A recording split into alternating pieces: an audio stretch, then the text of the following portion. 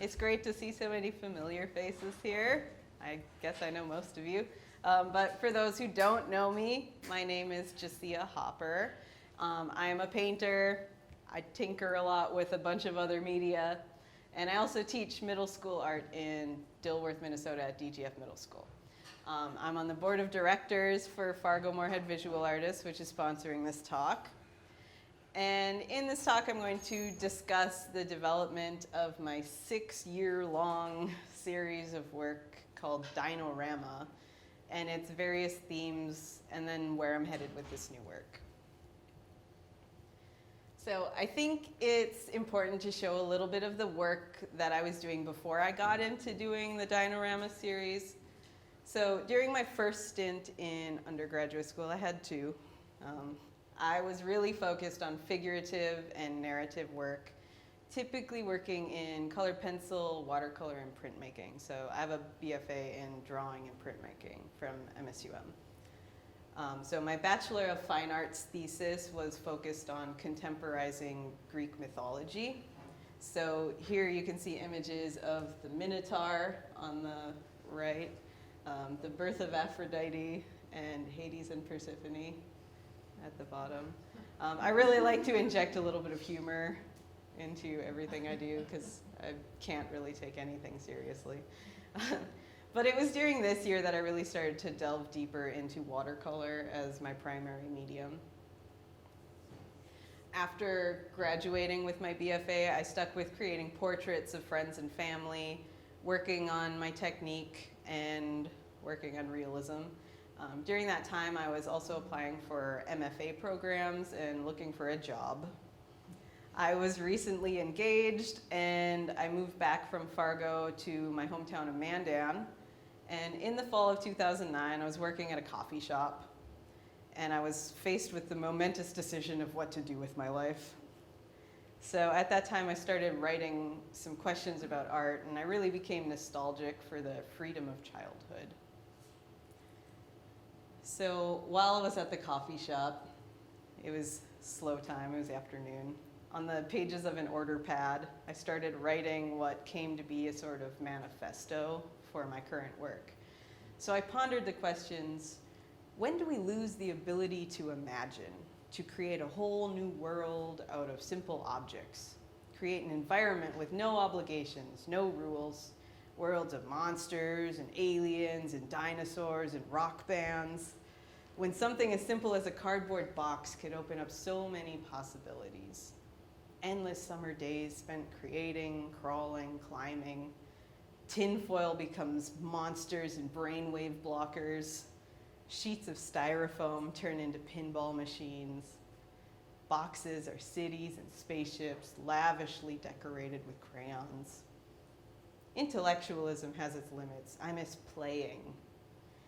What once was play has now become work. Even art grows up.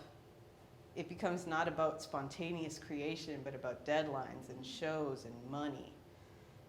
You have to work to make money to make art, or you have to sell art to make money. It never seems like just making art for happiness. I thought to myself, maybe I've been reading too much Kelvin and Hobbes, but the idea of becoming an adult in an age of instability and uncertainty is kind of scary. So at my parents' house, I found some old photos of me as a toddler on Halloween, and I was dressed as a skunk, as a ghost, a dragon. Halloween was always one of my favorite holidays. I feel like the ability to hide behind a mask or transform oneself through costumes and makeup has always transfixed me. I thought about how happy and free I looked in those photos when all I had to worry about was getting a stomach ache from eating too much candy. Instead of, now paying taxes and finding a real job. So in my manifesto, I sketched an illustration that turned into this block print that's entitled Self-Portrait as a Skunk as a Child, which led me to contemplate ways that I could investigate that lost sense of wonder and play in my artwork. So looking at my dragon-clad toddler Halloween photo, I was inspired to create the piece Growing Up by imagining my current self trying to fit into that dragon costume. So squeezing in, not really feeling too comfortable about it. I wasn't really happy with the way this piece turned out, but it really did spawn an entire series of artwork that's become an integral part of my identity as an artist and really as a person.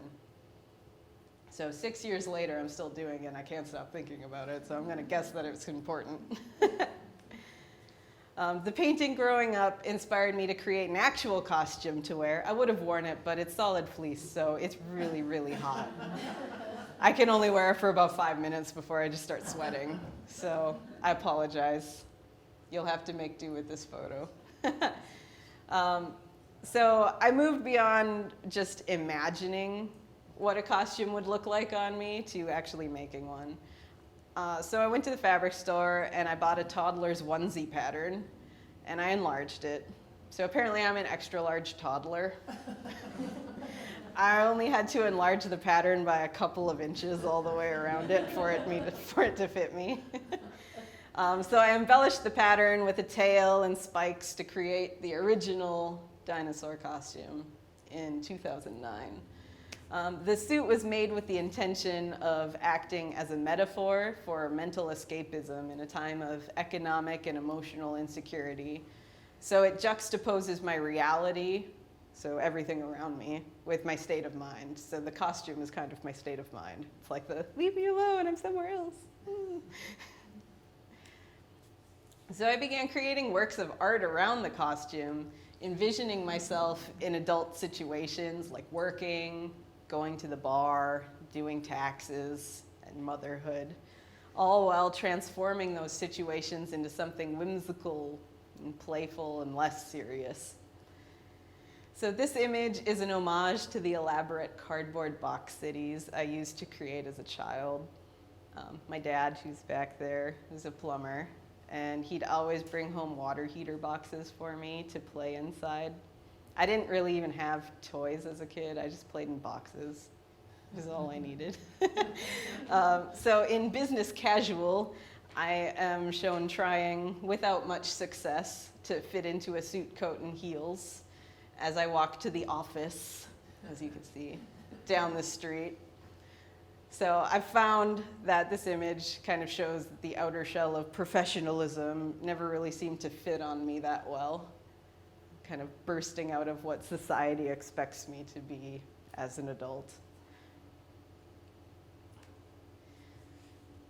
I first envisioned the costume as a kind of performance piece where I would wear it in public and then photograph people's reactions to me. The ensuing artwork would then visually demonstrate the differences between my mindset and then the reality around me. So to prepare for this painting, I walked into a dive bar in Mandan around 4 o'clock on a Tuesday afternoon. I think it was Veterans Day. So the patrons, mostly veterans, were primarily old men, and I think they had been there for quite a while, even though it was 4 o'clock. They'd been there for a while. I sat down and ordered a pint. Then I went to set up my camera, and I was taking a few shots to adjust the exposure and all the settings. Once everything was ready to go, I put on the costume. And I was fully expecting a big reaction from the patrons to be like, "What are you doing? What is that? That doesn't even," you know, I was expecting that. But much to my surprise, most of the men didn't even notice they didn't notice the bright green dinosaur in their midst.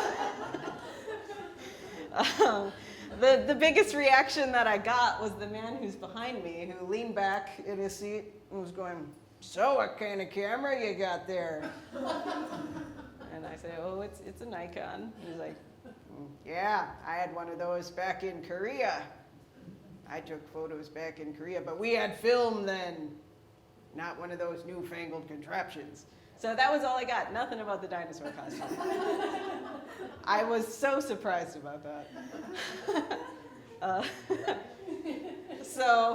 This is just kind of a memory of that day. Actually, what's really great is the man who's right in between my face and the beer glass. I saw him a few years ago And he was at my mom's store, and I recognized him because he still had the big beard, and he had the same hat, same jacket. And I saw him, and I said, I don't know your name, but I put you in a painting. And he gave me the weirdest look, and he was like, when did you do this? And I was like, it was a few years ago. You may have remembered. You were in a bar, and I was wearing a dinosaur costume. And he was like, And he was like, no, it was green. It was really bright. I was right next to you. He was like, I don't really remember that so much. So, yeah, I don't know. I was very excited to find one of the people in my photos and tell them. So I showed him the painting. He still didn't remember, but I tried. It was a good day, though. I just sold this piece yesterday, so I'm pretty excited about it. As I progressed through the series, I tried to think of more ways that I could infuse playfulness into seemingly mundane adult tasks. So in Business Fort, I'm seen searching a filing cabinet with a flashlight while doing taxes underneath a blanket fort, like you do. I was still investigating media choices for this series at this point. So I was experimenting with watercolor, and the last piece was with oil and a variety of mixed media along the way. So in an attempt to kind of explain all of these disparate choices in my art, I'd considered that the variation of media was kind of like the many indecisions that we're faced with as adults. You know, in true artist style, you have to have a reason for everything you do. My last piece in the series of adult situations is Dinotokos, which is based on my experiences as a newly married woman, constantly being asked why I don't have children and when I'm going to have children. So there's my dad saying the same thing, waiting. So my students always ask me that question. They're like, Mrs. Hopper, do you have kids? I say, no, I don't. They're like, are you gonna have kids? I was like, I don't know. But I do have 130 kids, and then I can go home afterwards, and it's quiet, and I can sleep all night. And it's great. Someone else takes care of them. So Dinotokos is actually an art history joke. I feel like the only people that got it were my art history professors in college. They saw it in a show and went, I see what you're doing there. So it's based on the traditional images of the Virgin Mary with the baby Jesus. I'm sure many of you probably got that much. But those images with that similar pose are called Theotokos, which in Greek is God-bearer. So I'm going to guess you could probably get the joke with the substitutions. For a year or so while I was back in school for my art education degree, so degree number 2, my work production slowed a little bit as I was really focused on teaching at the time. But I focused also on a series of portraits that kind of led me away from my dinosaur costume. But I could never really stop thinking about it. And I would imagine myself constantly in barren wastelands and absurd situations. So it was never really leaving my brain. It was something always in the back of my mind. And the depth of the project kept growing deeper despite my brief hiatus from working on legitimate artworks. I did make a few Photoshop images to amuse myself in the meantime. As you can see, I'm much smaller than a Stegosaurus. Some other Photoshop images I did while my husband was asleep. I made this as a birthday card for a friend. So originally the caption reads, "I'm going to eat Jeff Goldblum for your birthday." Yeah. I'll consider this a legitimate artwork. That's why I put it in this piece. Yeah, I just remember being alone in my apartment, just laughing hysterically the whole time. It's so good. Okay. So as you can tell, Jurassic Park was a large influence on my life as a person. Okay. So once I started teaching, I found that being surrounded by children who are growing into adolescence, who are all too frequently losing their childlike sense of wonder and playfulness, being around them inspired me to return to the costume. So my paintings began to investigate themes of aging and death through the guise of more or less tongue-in-cheek extinction metaphors, which is something that I've been working on for the last 3 years. So Tar Pit places me in an apocalyptic wasteland, complete with camper. I felt like it was a little too Breaking Bad, but I was not thinking about that at the time.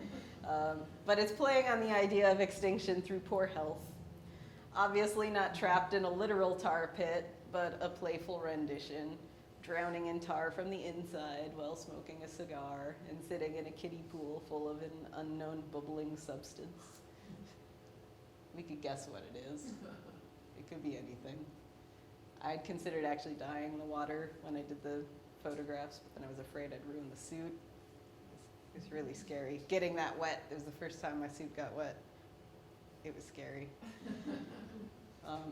But usually when I work, I actually really like to kind of work with composite images to bring everything together. So I take a reference photo of myself doing something and then either go out and take landscape photos or take photos of different objects. So like the camper was actually happened to be in the background of the picture of me sitting in the kiddie pool, and I thought it fitting to stay there. But then I also like look around at geography and different places and also create like imaginary landscapes as well. And I tend to kind of create composite images of 5 or 6 different photographs or drawings to create my references as I move on to the final piece. So that's kind of like a reference of how I get started with my work. Fossil fuel actually solidified my extensive and nearly exclusive use of watercolor in this series. So Tar Pit was completely watercolor as well, but this was the first one where it was really focused on creating depth and value with the watercolors without the addition of color pencil or anything else to work with it to kind of assist it. But it also brought me to think about the landscape by which I'm surrounded. So obviously living in North Dakota, we hear a lot about fossil fuels. So noting the obvious connection between oil, coal, and dinosaurs, it seemed fitting that I explored the parallels between the ancient extinctions and the fragility of the human species with its death grip on non-renewable resources. So this is kind of my joke at the start, in that eventually I'm going to become oil, slowly becoming a part of the fossil record as I move down there. So my work became more seriously playful this year as I became interested in the increasing coverage of western and central North Dakota for its abundant fossil fuels. I found a way that my narratives could tell a larger story of destruction. To the Victor, Go the Spoils is based on the strip mining practices that take place north of my hometown. So when a mine is cleared of all its valuable material, the mining company usually just moves on to the next spot, leaving it up to nature to heal that scarred earth.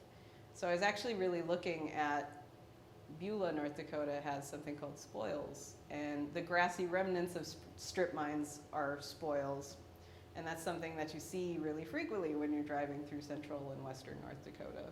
So I have a friend who lives in Beulah, and I'm driving through there. It's really kind of like saddening to see that sort of like just gouges left over. So turning coal excavation into a child's sort of sandbox game allows me to call attention to the unchecked plundering of natural resources and the desecration of the landscape around me, as if kind of like sand, you could just push it back into place to the way it was. But that's not really something we can easily do anymore. So maybe they're just playing like it's like that, pretending. So the explosion in the background of this image may look familiar to most of you. It's depicting the result of the derailment of a train carrying Bakken crude oil that took place in Castleton, North Dakota a few years ago. I vividly recall seeing the enormous plume of black smoke from my apartment window, and I was wondering if the next time that explosion would be a little closer to home. So every time I feel my bed wiggle at night, when a train passes by, or if I'm stopped between NP and First for an oil car, I can only think about the destruction that could take place if there were to be this sort of derailment in Fargo. So in the foreground, I'm shown crashing toy trains together, a place that mimicking the more recent derailment of Bakken oil cars in West Virginia.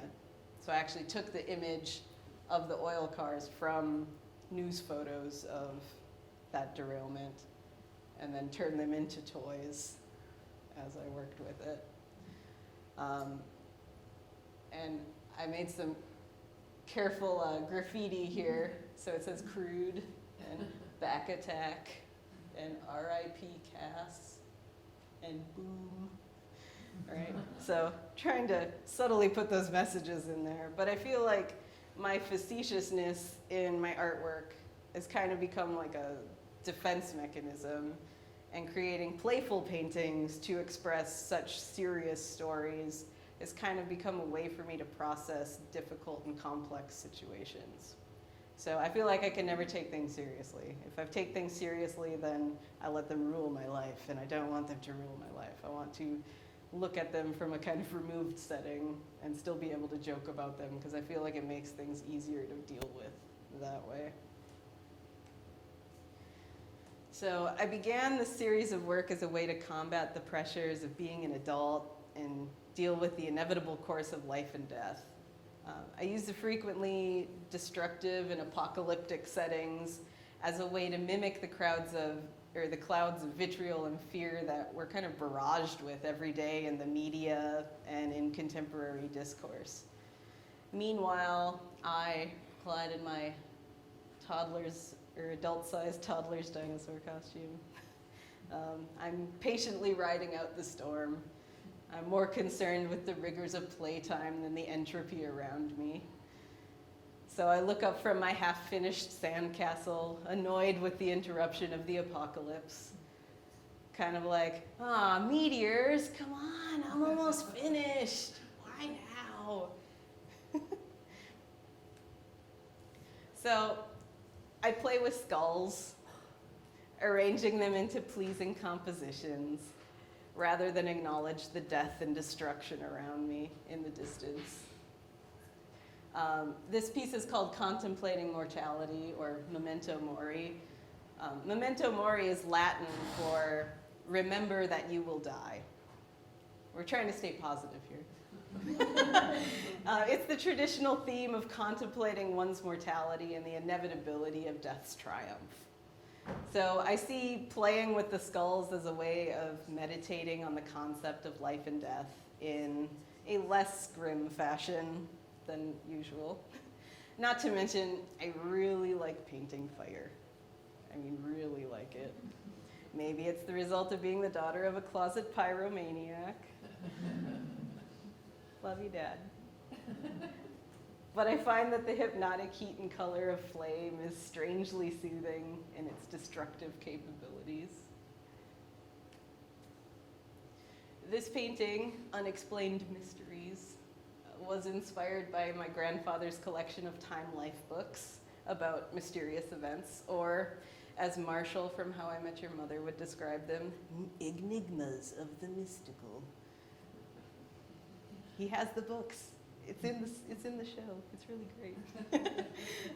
I'd spend my entire days reading stories about UFOs, Atlantis, and the Bermuda Triangle, drinking black coffee and dunking knockoff Oreos in them. Then I'd return home fully caffeinated and full of ideas. So Unexplained Mysteries harnesses the destructive energy of childhood imagination and plays it out in real time.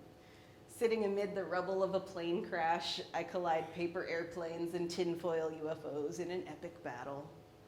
It's uncertain if my imagination caused the destruction or if I'm only a bystander reenacting the wreck.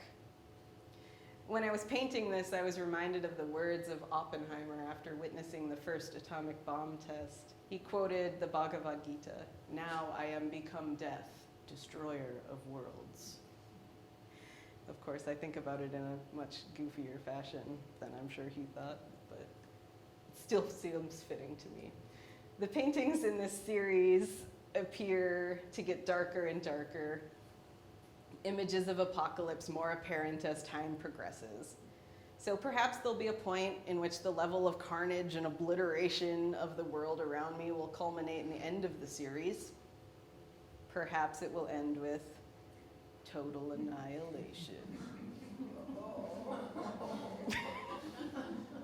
I'll just leave that with you for a minute while I drink some water.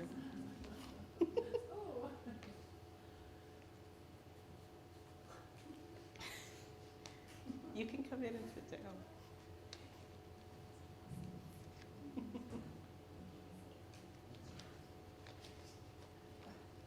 So this marks the end of the apocalypse-themed paintings in the series. There may be one or two more to bring everything to a close in the near future, but for now, I'll take you to my other escapes from reality. So when I was young, I would spend countless summer days rummaging through my neighbor's garbage cans for materials to equip my treehouse with the latest anti-burglar devices. The ability to create with whatever materials were at hand was a staple of my youth. So as we can see, this is called Archaeological Dig. I'm searching for specific artifacts that one might find in the cardboard-only sort of, oh, I lost the words. I'm sorry. It's not a dumpster. It's a dig site. That's what I'm looking for. However, as I grew older, dumpster diving became a much less attractive activity. And I believe I got butter all over myself while doing that, because that's behind the King House buffet. So, as I grew older, I found that using professional art supplies to create professional artworks seemed like the mature thing to do. I kind of forgot how fun it was, though, to dig in the dumpster. But then I came to the Maryland Institute College of Art for graduate school in Baltimore, and my studio mentor told me during my first summer that I wasn't allowed to paint during the summer because, quote, you can do that at home. So I did what any mature adult would do when faced with a challenge. I reverted back to my childlike ways. So I began wandering around collecting hubcaps and cardboard and shiny things and questionable objects from sidewalks and alleyways as I walked to class every morning. Some of my findings resulted in inventions like the Playtime tattoo machine. I was a tattoo apprentice for a little while back in college, so I still remembered how to put one back together. While some of my findings resulted in much larger undertakings. So my found object collections resulted in a resurgence of nostalgia for my childlike ingenuity. I began creating paracosms, which are imaginary universes that are complete with landscape and characters and everything you can think of that would be imagined by a child. And I created those paracosms out of found materials. So although it appears ordinary on the outside, created from simple materials like cardboard and tinfoil, climbing inside the rocket takes you into another world. And it's an extraordinary place, so no longer ordinary on the outside, but extraordinary on the inside. It's full of wonder and possibility. The reflected light from the tinfoil and the LED lights calms the mind, and it allows you to forget about the world outside. It's perfect for a nap or a stolen moment spent daydreaming. And inside, I created a costume stand-in, because obviously I couldn't stay in there forever, adjusting a video that you could see playing in the background inside of a cardboard TV. So it's a real TV inside of a cardboard TV, which seems to get confusing. And on that TV, it's playing a video of melting dinosaurs that are sinking and then reforming as a playful reminder of reality and mortality. My paracosms seemed like the antithesis of my paintings. So instead of being alone and surrounded by fire and death, The installations were more like safe havens from the bad things around us. So although one is still isolated inside of the structure, there's an enveloping sense of peace and warmth and serenity inside of them. Because the photographs don't quite capture the sense of being inside the box, I attempted to take a video. Don't mind my limited equipment at the time. So perhaps this will help you get a feel of the atmosphere of climbing inside.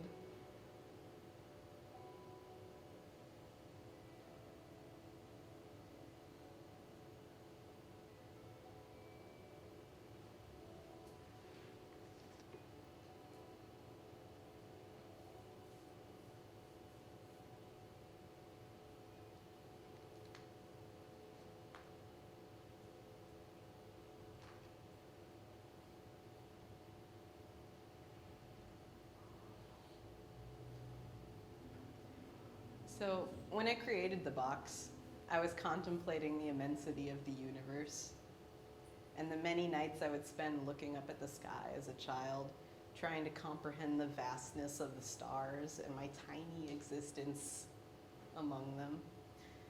Living in the middle of Fargo has made me realize that I don't really see the stars that often, where they're so frequently obscured by the light pollution in town. So the box is like a little escape to reconnect with the sense of wonder one feels when pondering the infinite. And now for something completely different. It's my little Monty Python reference for those of you who don't know. Cataclysmic distraction shows the face value of my morbid daydreams of fire and apocalypse, keeping me distracted from everyday stressors. So the key to this piece was actually changing in order to take risks. So in the past, when I wasn't sure if I could do something, I'd usually give up before I started because I had this fear of failure bubbling up and keeping me from trying something new. So many of my ideas would remain just that. They'd just be ideas, or maybe a scribble in my sketchbook because I didn't want to waste materials or make a mistake. Because mistakes are terrible, you can't make mistakes. So during graduate school, I pushed myself to experiment with unfamiliar media like ceramics and acrylics and installation work as ways to expand my narratives in different directions. So taking risks actually turned out to be an enjoyable reprieve from my time-consuming realist painting process. This piece, my apologies for the quality on this projector. During my final summer in graduate school, my studio professor gave us all one assignment. He said, create 2 show-ready pieces and 1 bad piece. I was like, why? He says, but that bad piece has to have integrity. And I was like, what does that even mean? Bad art that has integrity? So my classmates and I pondered this for a while, and we just came up with nothing. We were all stumped. So he elaborated. He said, think about what makes your artwork good, and then intentionally subvert it. Do the opposite. So I thought, well, I think my work is good because of its narrative and its attention to realism and detail. So I guess if I were to subvert it, I'd remove the realism and obscure the narrative. So this is what happened. You can actually see this in the Center for Creativity at the Art Educators exhibit right now, where you'll see it much better than what you're seeing on the screen right now. So I think it's important to talk about my process with these paintings, as process is really what drove me in creating them. So I typically begin a watercolor painting with a fully formed plan, as I kind of explained earlier with those Photoshop composites. And then I start painting with just a little bit of messiness just to do the background. And then I clean it up with rigid detail. It seemed like no matter how hard I tried to be loose with my watercolors, I would subconsciously begin to tighten up my technique as I went along. So I decided that I should work with something that's not watercolor to force myself to do something different. So working with these paintings, I began starting and ending with a mess, taking advantage of the expressive qualities of the materials rather than the realistic rendering of an image. I began looking at my watercolor paintings and then extracting the color palettes and emotions from sections of the pieces. So I'm going to guess you can imagine what I was looking at here. May have been a bit of an explosion. And then I would deconstruct the stories and the compositions of my paintings using found materials to enhance the narrative. So the playfulness that was apparent in the representational content of my paintings and the watercolors is now demonstrated in the act of painting abstractly. And this is really where I am right now, in a strange crossroads of many artistic possibilities. So destruction, fossil fuels, and dinosaurs still weigh heavily on my mind. And I plan to create at least 1 or 2 more paintings in that series. And if I have the space to do so, I would love to make more paracosm installations of the boxes. But I'll definitely need somewhere to keep them or show them so that they can get the attention and the interaction that they deserve. I would say building them in my classroom was the best thing I ever did because I had a captive audience. And not to mention, students were very excited that they have something to climb inside. But yeah, so right now I'm working on abstract pieces, which is the complete opposite of everything I've ever done. But I have to say it's really freeing to work that way after being so tight and controlling over everything I've been doing. So I'm going to leave you with a few current and upcoming events that include my work. So right now we have the Art Educators show that I co-curated with the Plains' former curator, Becky Dunham. That's in the Center for Creativity, and we have 55 art teachers and professors in that show. It's a pretty great thing to see. Next week is the Constraint Show, where you can see Dinotokos. And then I will be having a solo show of Dinorama at the Spirit Room in April. So that's where I am. Thank you so much for coming, and I really appreciate your attention and rapt audience-ness.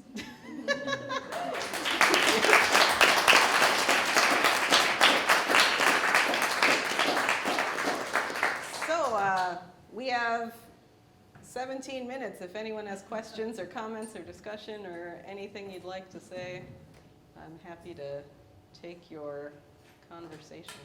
Yes? I was wondering, you said in school you had an exercise where you have to do 2 good paintings and 1 rotten.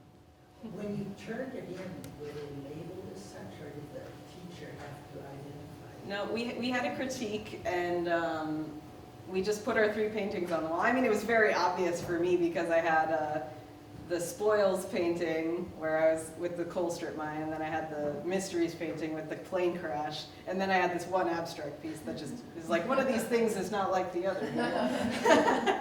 But for some of my classmates, it was a little less identifiable, but it was actually kind of interesting to figure out, you know, ooh, which one's the bad one? You know, why is it bad? So we'd have the discussion about why we thought it was bad and what was going on, that sort of thing. Whoa, Sorry. Hello. White balance, okay. Anyone else? So how large are your paintings? Well, Bakken Playset, which is out there, is the largest one that I have, but the majority of them are around 22 by 30. Dinotokos is the smallest, it's about 8 by 10. Okay.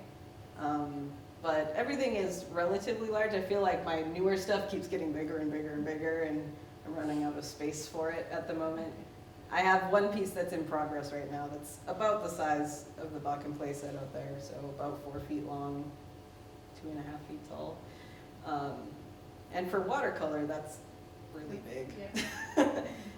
Working on a stretched watercolor paper on stretcher bars is interesting because you can't get it too wet, it starts to warp, but then it dries really tight. So it's actually really interesting to kind of see how all that works out. But I really like working large with watercolor. I feel like it does let me be a little looser when I'm working with it, so it's more fun. You could step back more. Oh yeah, definitely, absolutely.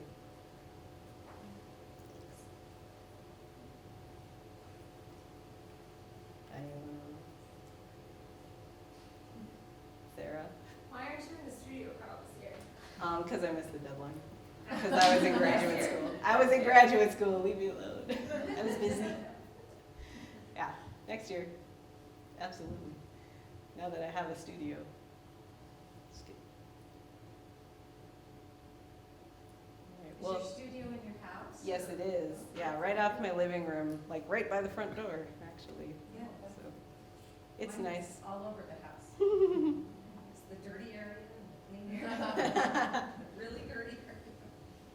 Yes, Gavin. Have you considered like a public installation of one of your your crawl-in spaces? I would like that, but I'd have to find the right space.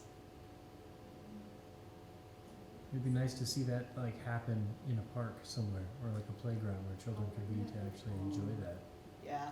Well, I felt that way when I was taking photos of the paracosm. I had it sitting outside of my house on my yard for a while. And there was a party going on down the street, so there were a ton of people outside. And it was, I don't know, December. But, last winter was weird. There was no snow. So it was nice out, and there were all these people just walking by me while I'm trying to photograph everything. Peeking in it. So I went inside, and I was just watching from the window to see if anyone would go inside. Unfortunately, no one did. I was just really hoping They for wanted it, though. to. Yeah, I think they were like, maybe it's a trap. We'll never know. Maybe it's way bigger inside. Oh, yeah, it's a TARDIS box.